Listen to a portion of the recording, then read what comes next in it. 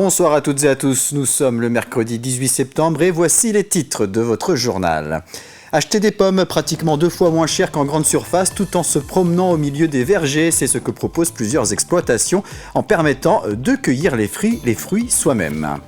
Les règles concernant les animaux domestiques et errants ne sont pas toujours bien connues de la population.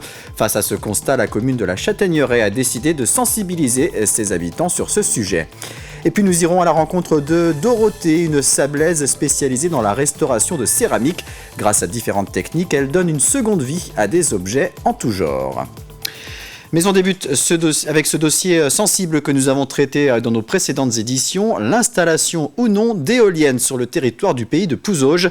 Ce mardi soir, les élus de chacune des 10 communes ont décidé de ne pas proposer de zone d'accélération pour l'éolien et donc de retirer les zones éoliennes soumises à la concertation en juin. Les zones d'accélération pour les autres énergies comme le solaire photovoltaïque ou la méthanisation ont été votées lorsqu'il y en avait de définies. La saison de récolte des pommes a débuté depuis quelques jours et dans certaines exploitations, les consommateurs peuvent venir eux-mêmes les cueillir. C'est le cas notamment au verger d'Apremont où l'on retrouve 21 variétés différentes. Pour certaines, la cueillette est possible jusqu'à la fin du mois d'octobre. Main-d'œuvre et publicité gratuite pour le producteur, plaisir de cueillir et économie financière pour le client. C'est un système gagnant-gagnant comme nous le montre ce reportage d'Alix Lanos. Devant les portes du verger encore fermées, les habitués font déjà la queue. Ils savent en effet qu'il vaut mieux arriver tôt. On vient tous les ans, alors on a l'habitude. Il y a toujours du monde. C'est pour ça qu'on est venu un peu plus tôt, pour pouvoir avoir les brouettes pour pouvoir facilement circuler.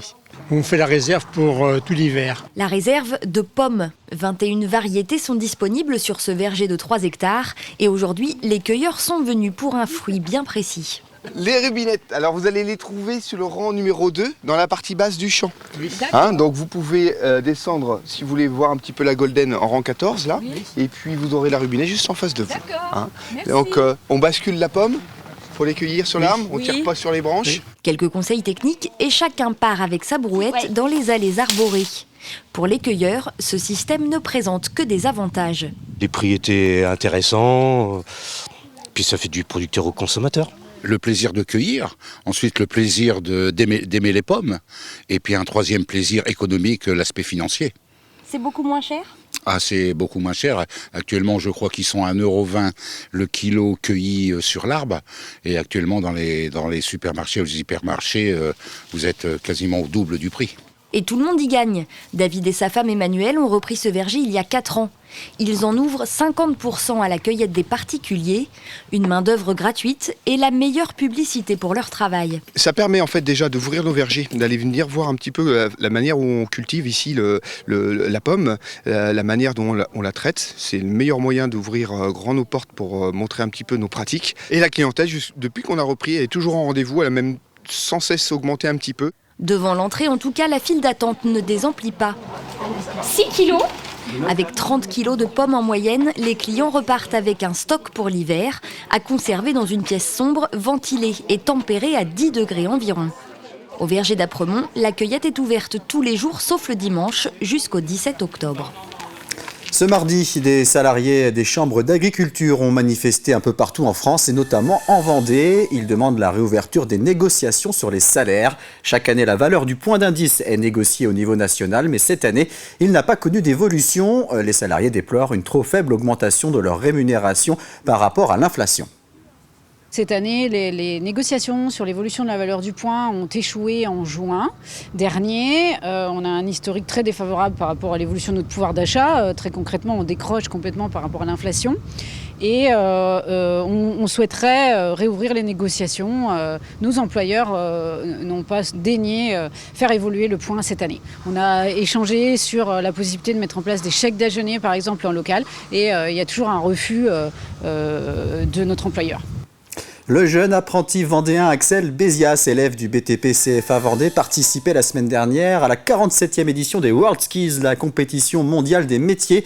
Il termine 6e dans la catégorie plomberie chauffage, mais décroche tout de même la médaille d'excellence décernée aux concurrents dépassant les 700 points. Un autre vendéen, le chalandais Dorian Giraud, termine 15e dans la catégorie administration des systèmes et réseaux informatiques et passe tout près de la médaille avec 697 points. Vous êtes peut-être propriétaire d'un ou plusieurs animaux domestiques. Si c'est le cas, êtes-vous sûr de bien connaître toutes les lois et les obligations? Nos amis les bêtes peuvent parfois être source de conflits de voisinage ou de dangers sur la voie publique. La commune de la Châtaigneraie a jugé bon d'organiser une réunion à ce sujet pour lancer quelques rappels des devoirs de ses habitants, mais aussi répondre à leurs interrogations. Louise Viadger. Vétérinaires, policiers, élus, ils étaient tous réunis pour sensibiliser les habitants de la Châtaigneraie à identifier et à castrer leurs animaux. Marilène travaille en collaboration avec l'association 30 millions d'amis. Elle en appelle à la responsabilité de ceux qui adoptent un animal. Et nous, dans les communes, nous sommes envahis par des chatons et nos refuges sont saturés. Les fondations n'ont plus de place. C'est affreux quoi. Cette année, c'est vraiment affreux. Face aux intervenants, les questions sont nombreuses pour démêler le vrai du faux. Evelyne habite en milieu rural et elle a de la peine pour les chats qu'elle voit abandonnés. J'ai encore récupéré un chaton il y a très peu de temps, perdu au milieu des vaches, couvert de bave, de bouse, voilà. Enfin bref, il a fallu biberonner parce qu'il n'était pas sevré. Tout animal non identifié sur la voie publique est considéré comme errant. Depuis 2012, l'identification d'un animal est obligatoire à partir de 4 mois pour les chiens et de 7 mois pour les chats. Des règles encore trop méconnues et mal appliquées selon les professionnels. Pourtant, les propriétaires risquent bien, eux, une amende. Aujourd'hui, il y a une amende de 750 € pour tout animal non identifié. Ça doit être fait systématiquement avant la cession. Il y a encore trop d'animaux qui sont cédés gratuitement, sans aucune trace. Guillaume Gallet, adjoint à la mairie de la Châtaigneraie, était à l'initiative de cette réunion publique. Il voulait également revenir sur une idée reçue. Comme ça a été rappelé encore ce soir, les chats ne sont pas euthanasiés, ils sont trappés. Pour être stérilisés, on ne trappe que les chats errants qui n'ont pas de propriétaire, afin que ces chats soient identifiés et stérilisés, pour empêcher des problèmes de santé publique et encore une fois des problèmes de prolifération qui sont néfastes pour les chats d'abord eux-mêmes. Le dialogue est donc ouvert à la commune de la Châtaigneraie pour mieux s'occuper des animaux errants. Une nouvelle statue a fait son apparition sur la place Napoléon à La Roche-sur-Yon le week-end dernier. Il s'agit de celle de Sébastien Luneau, avocat de profession. Sébastien Luneau est né à Bouin. Il a été député et président du Conseil général de la Vendée entre 1837 et 1848. Il a notamment œuvré pour la promotion de l'éducation laïque dans le département. À sa mort en 1880, il a légué une grande partie de sa fortune à la Vendée pour financer les institutrices et les instituteurs laïques. Cette œuvre est une copie de la statue originale située dans sa commune de naissance. On a eu l'autorisation par monsieur le maire de Bouin de faire une copie de cette statue pour réaliser un moule qui nous a permis de la refaire. Le modèle était une statue en pierre. Et nous, avec ce modèle, on a réussi à faire l'identique est peut-être un peu mieux que l'identique. Nous n'avons fait que prêter le modèle, puisqu'il y a une statue originale sculptée par Victor Fulconis, qui est à Bouin, qui provient de la ville de La Roche-sur-Yon, historiquement. Elle est à Bouin et nous avons confié la sculpture au sculpteur, donc, qui en a fait un moule d'abord, puis ensuite il a coulé un bronze de manière à ce qu'on ait aujourd'hui ce résultat. Partons maintenant à la rencontre de Dorothée Hoffmann. Cette sablaise formée à l'école de restauration du patrimoine culturel à Paris est aujourd'hui une spécialiste de la restauration de céramique en tout genre. Elle maîtrise différentes techniques lui permettant de donner un second souffle à toutes sortes d'objets. Quelques jours avant les rencontres du patrimoine auxquelles elle participera ce week-end à Luçon, elle a présenté son travail devant la caméra de Cyril Guillet. Donc là, les anciennes traces de colle, il va falloir que je les enlève au tirer. Puis après, je vais être obligé de décoller la pièce avec un décapeur thermique. Pièce de collection ou historique ou tout simplement avec une valeur sentimentale, Dorothée Hoffmann redonne une seconde vie aux objets qu'on lui apporte. Donc là, j'en ai une, par exemple, où il manque le bout de son épée. Donc je vais reconstituer le bout de son épée. Je vais retrouver sa couleur d'origine, faire une petite retouche, et puis après, avec un petit vernis final, voilà, son épée sera reconstituée. Avec beaucoup de minutie, elle restaure vases, figurines ou bibelots, tout en respectant leur authenticité et leur histoire. Il y a aussi tout un travail d'enquête sur l'histoire de la pièce. Il y a une partie aussi technico-scientifique avec les produits qu'on peut utiliser qui sont adaptés à la pièce. Dans son atelier, Dorothée Hoffmann restaure aussi bien de la faïence, de la porcelaine, de la terre cuite, des objets en verre, en marbre ou en plâtre, ainsi que des émaux de bijoux.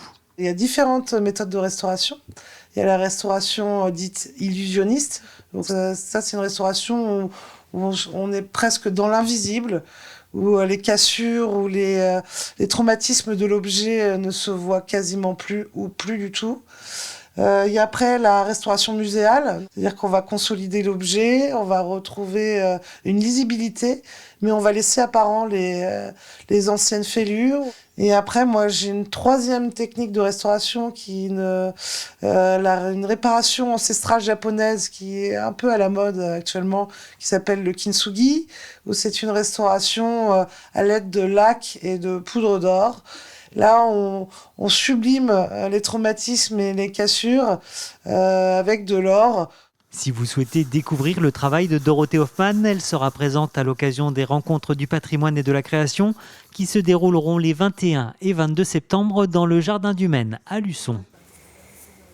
On termine avec la météo de ce jeudi matin et la journée débutera sous un grand soleil partout sur le territoire. La température minimum sera de 12 dans le sud-est et le centre du département, 13 degrés au nord et entre 14 et 16 sur le littoral. C'est la fin de ce journal, merci de l'avoir suivi. Prochain point sur l'actualité à partir de 7h ce jeudi matin dans la matinale. Très bonne soirée à tous.